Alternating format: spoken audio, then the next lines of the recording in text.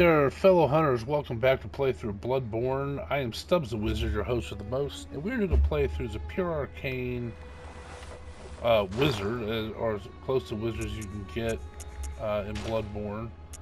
And what you have to do is you have to change your weapons from doing physical damage to either bolt, fire, or arcane. So you see that I have a saw spear +6. That does fire damage, and that skill's arcane. Hunter Axe is for physical. That's good for criticals. The Threaded Cane, that is for when I go to Cairnhurst. I'm going to experiment with it. I've done it with it before, but it is a church weapon in its non-trick format or form, and it does 20% holy damage or righteous damage to just about everybody at Cairnhurst.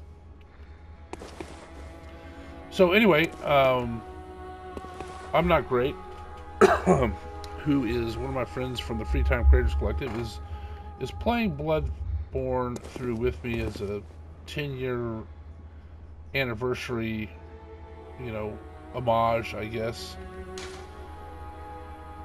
And we're ready to go into the Forbidden Woods. Start here. And since it's nighttime, there's going to be a bunch of people that are asleep and stuff that should not bother us too much.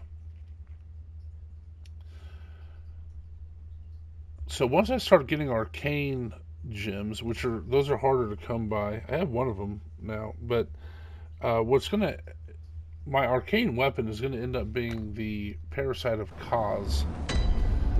And if you look at my stats, because I'm going to make Arcane 99, and I'm only leveling that up. No strength, skill, or blood tinge. Just vitality and endurance, I'll level up some.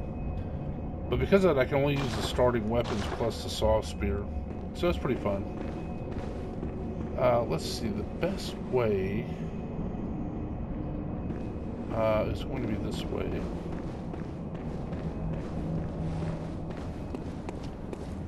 Nobody out here now. So the amygdala that's sitting up there just lately took us to the DLC. So we lit the lamp there. So we have the... Oh, I didn't know there's a... I missed that. Yeah, see, all these guys are asleep. We don't need to go that way anyway. But it is nighttime. The church servants will probably still be out and about.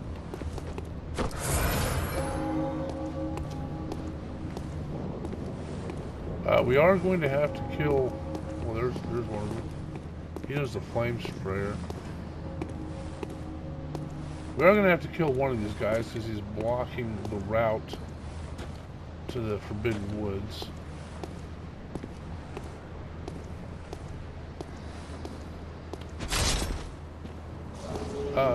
Actually, we may not have to kill him. Well, maybe I will kill him out of principle.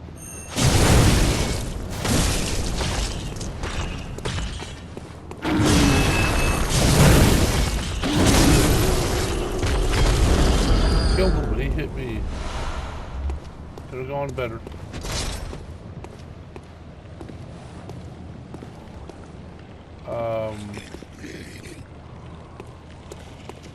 Brain smoke up here that I don't want to take. Well, I could take them on.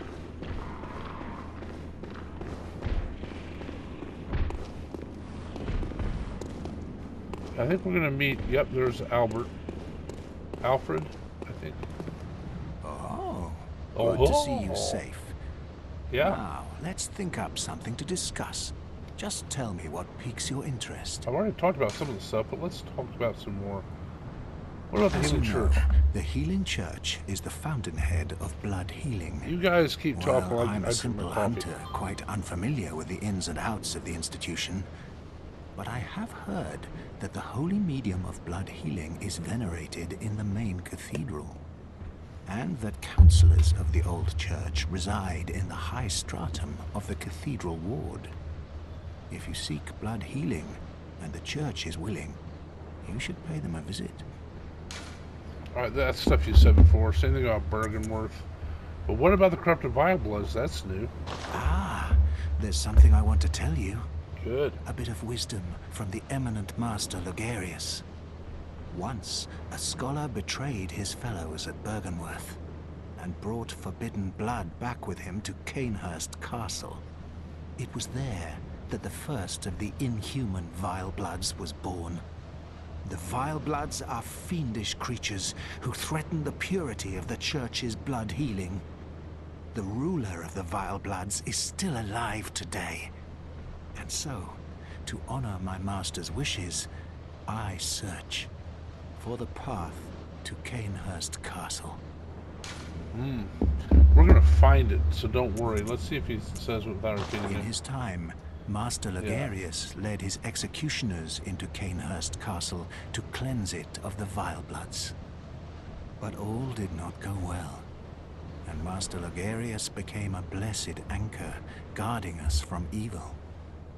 Tragic, tragic times. That Master Logarius should be abandoned in the accursed domain of the Vile Bloods. I must free him, so that he may be properly honored in martyrdom. Well, we're gonna fight him eventually, once we get to Canehurst, but,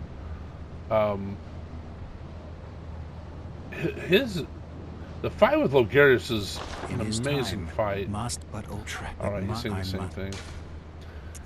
It's one of my favorite in the game. It can be fairly difficult, but it's pretty epic.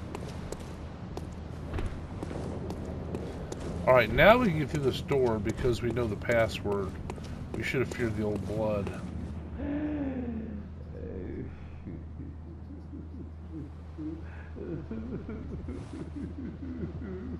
The password.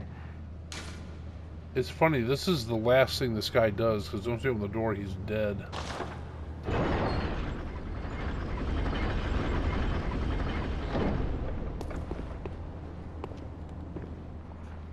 Oh, maybe he's not dead. Nope, already dead. So, there he goes.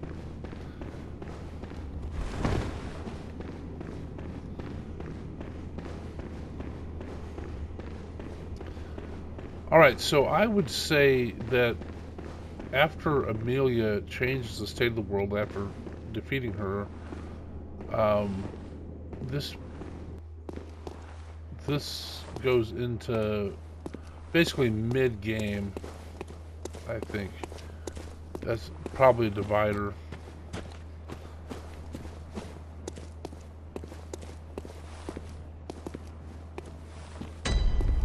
And then Mikolash, probably defeating him, goes into the late game. These things hiding all around. I really need twin bloodstone shards. Oh, there's a treasure down there. Should I jump? No, I should not.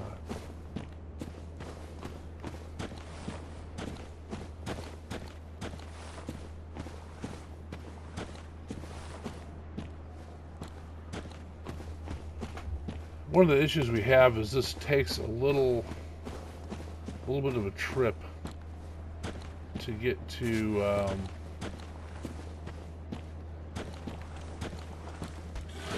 lamp.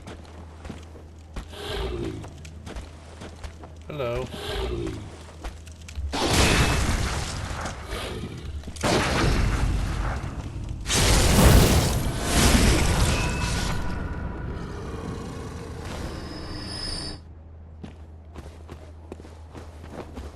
He's gonna throw oil at us. I like that, sir.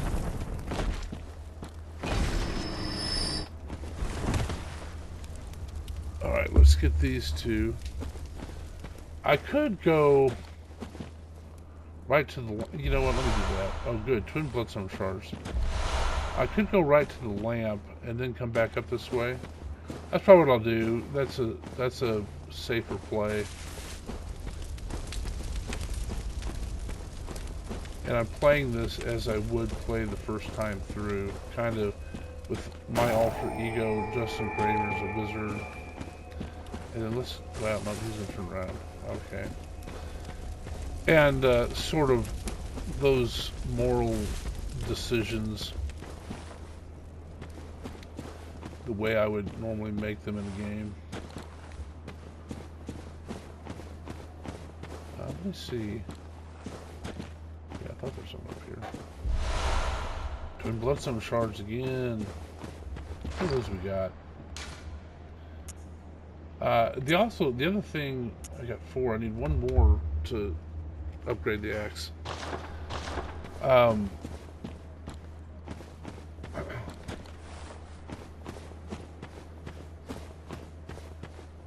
Well, I was gonna say one thing to keep in mind is that I can no longer farm twin bloodstone shards in the Hypogean jail. I'll have to double check that, but I'm pretty sure that lamp is now broken. Because you're only going to get to Yahar Ghul from the front door, basically. Okay, we do have one of these halberd guys up here. These guys will be tough. We'll do our best here. Let's see what we got. I missed, see?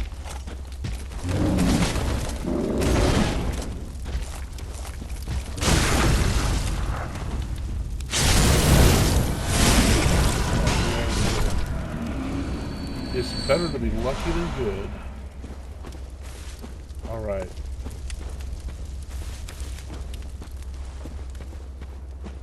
The other stuff hidden way back here.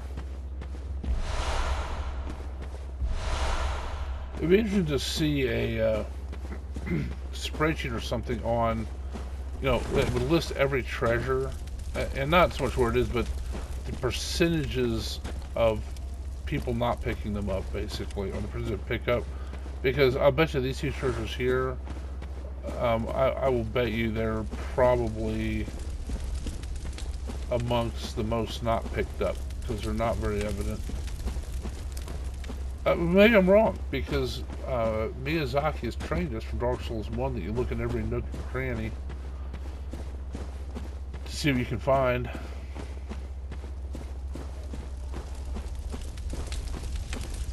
Alright, we are going to keep approaching. Let's see. There's a crow. We would say John Crow. By the way, I have to say, Lisa said that this is her favorite of the Souls-like games so far. And that's nice, because it's my favorite as well. She loves the aesthetic of it, and you know, how it all works together. So that's a nice sentiment for the Queen. Alright. You know what, I'm going to go ahead and end it here. And when we come back, we will go over that bridge and see what's on the other side, and get involved with some stuff. So, look in the description for the Free Time Creators Collective. We're a group of content creators that do games. And, you know, I mentioned I'm Not Great. He's a part of that. And actually, I recommend his channel. If you like playthroughs like I'm doing, I would certainly give his channel a look. It's got some very similar playthrough. He's a good friend. And then you have Mindless Meat. He's another good friend out there.